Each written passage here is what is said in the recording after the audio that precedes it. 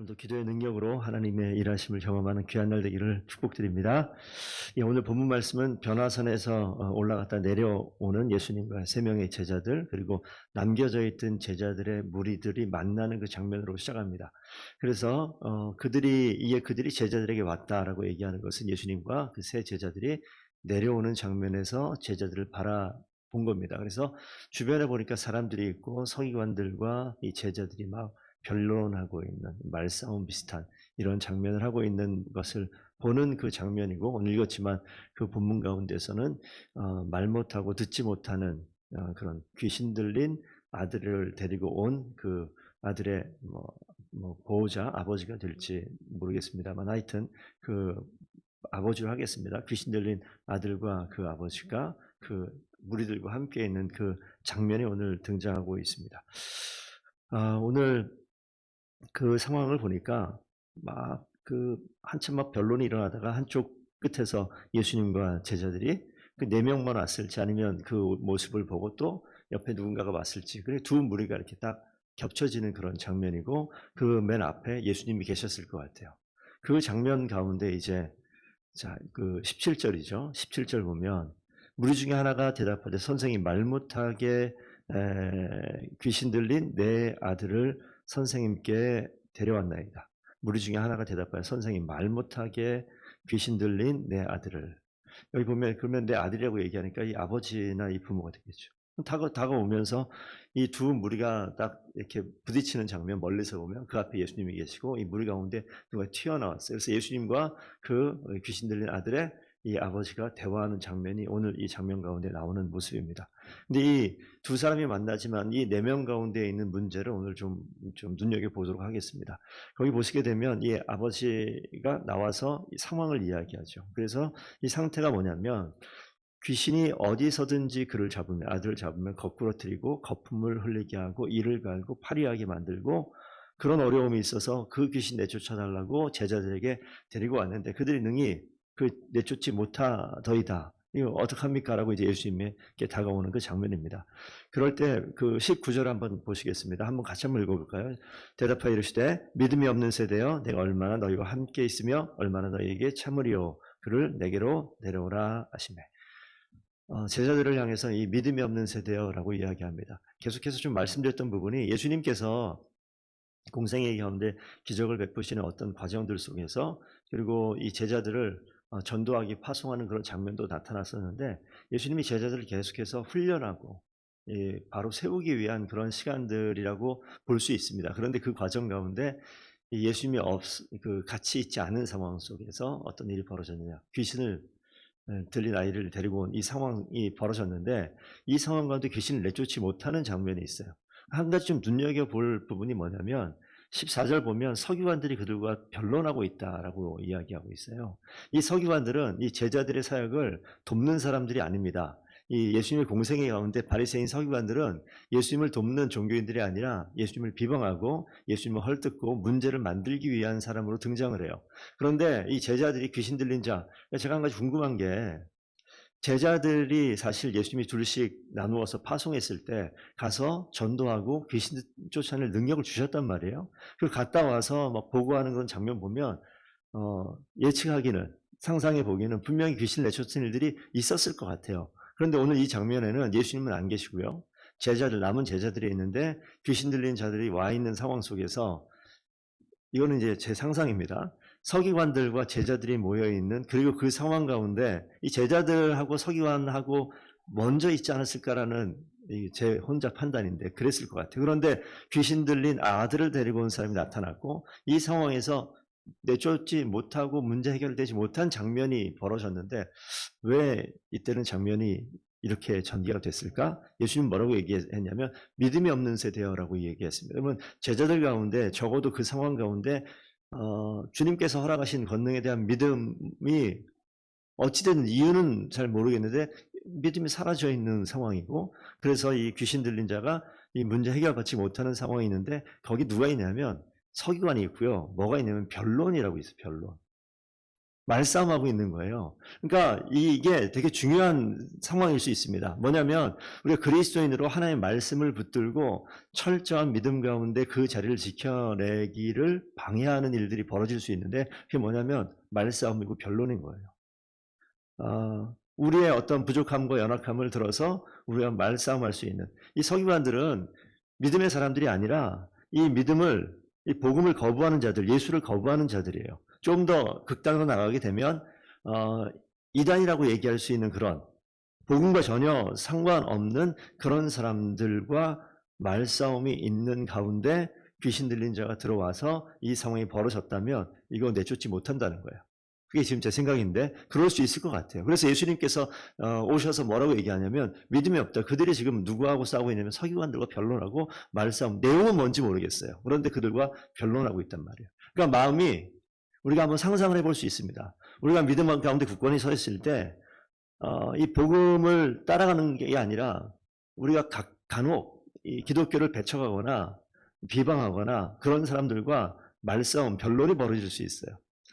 젊었을 때 학교에 갔을 때 그런 일 당해본 적 없습니까? 뭐라고 막 얘기하는데 막 끌어오르는데 할 말은 없어.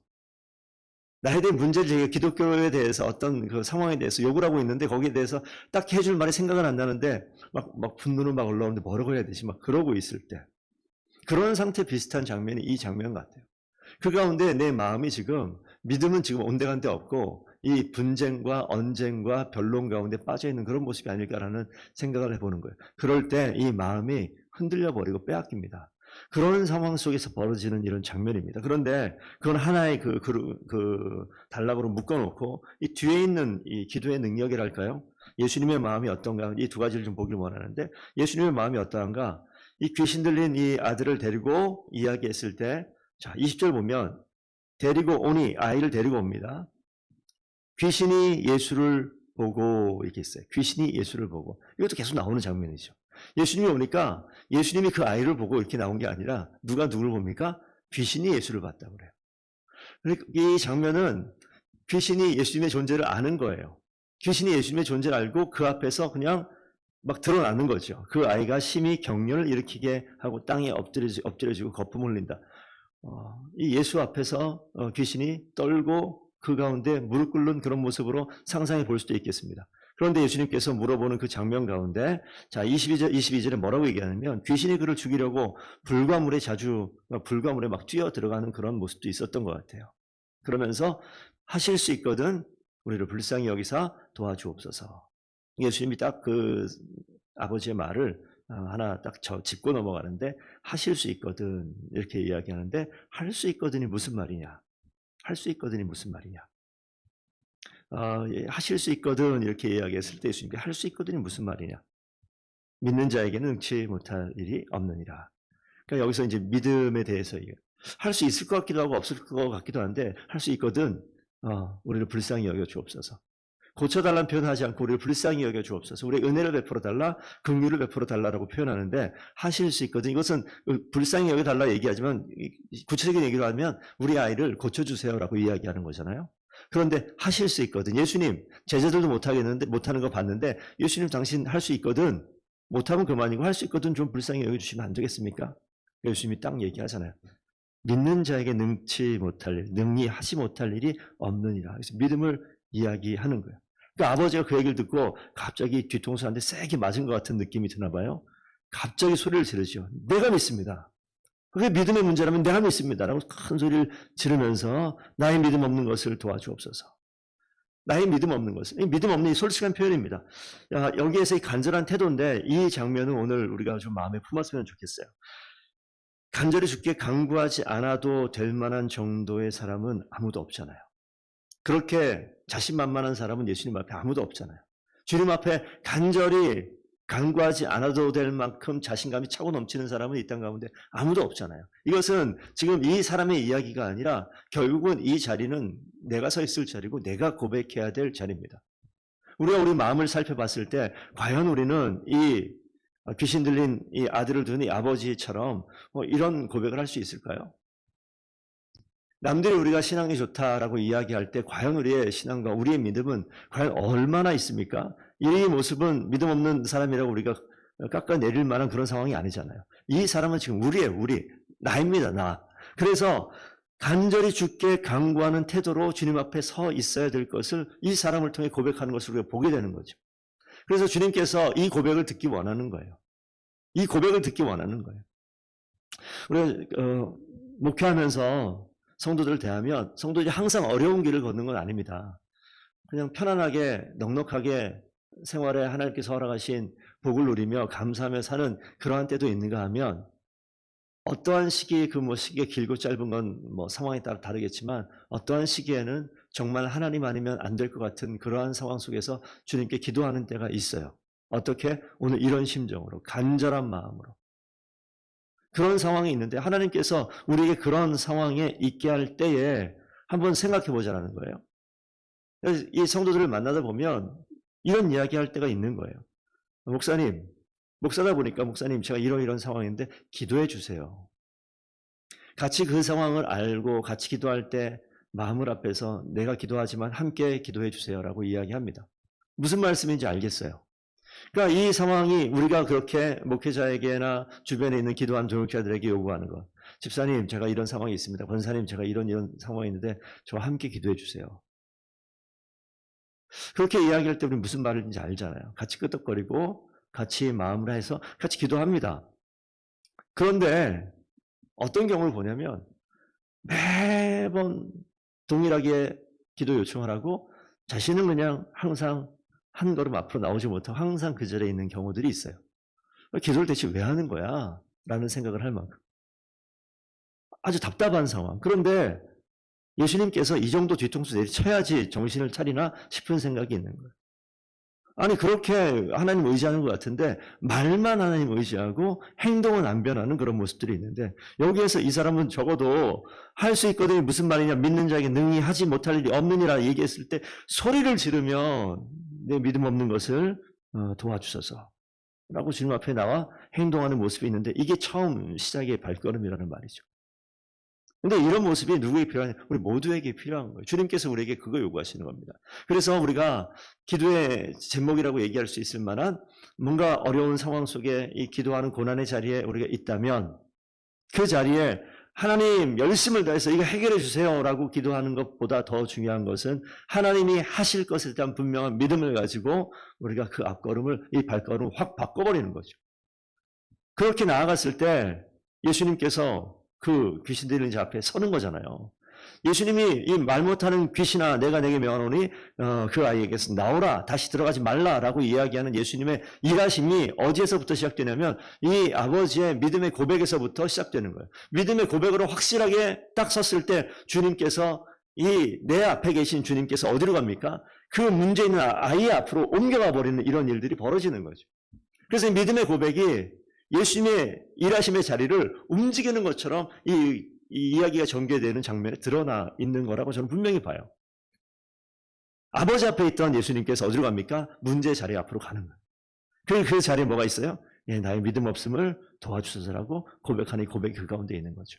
우리 성도님들께서 우리 믿음의 자리를, 우리 마음의 중심을 다시 한번 점검하는 이 새벽이 됐으면 좋겠습니다. 그래서 나는 과연 주님 앞에 이렇게 얘기하고 있지 않습니까?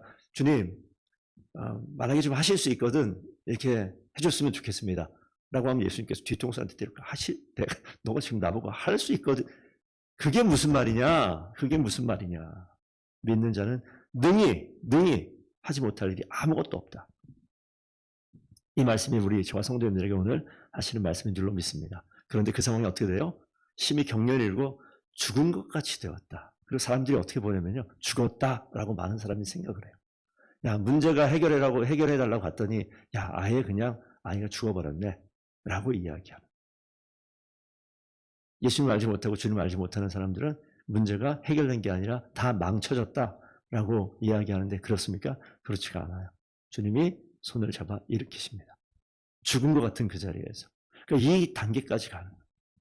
기도하고 주님 앞에 매어달렸을 때 눈앞에 보이는 게 어떻게 보이냐면 일이 아무것도 안 된 것처럼 보여집니다. 근데 그때까지도 끝까지 주님께서 일하실 것을 믿는 믿음으로 기다리는 거예요. 그래서 주님께서 죽은 아이의, 그들은 죽었다고 얘기하니까 죽은 아이의 손을 잡았을 때 어떻게 됩니까? 이렇게 세워지는 일이 벌어지죠. 그리고 귀신의 그 문제가 완벽하게 해결되어지는 것. 그래서 29절에 기도에는 다른 것으로 이런 종류가 나갈 수 없다. 그러니까 기도, 믿음의 기도가 하나님의 일하심을 우리의 눈으로 보게 하는 놀라운 역사가 있게 될 줄 믿습니다. 우리가 기도하지 아니하면, 믿음으로 기도하지 아니하면 해결될 수 없을 것 같은 그런 상황들. 믿음으로 기도하지 아니하면 하나님의 일이 해결되지 않습니다. 그래서 우리 생명의 길, 영혼을 구원하는 거, 이거 믿음으로 기도하는 거예요.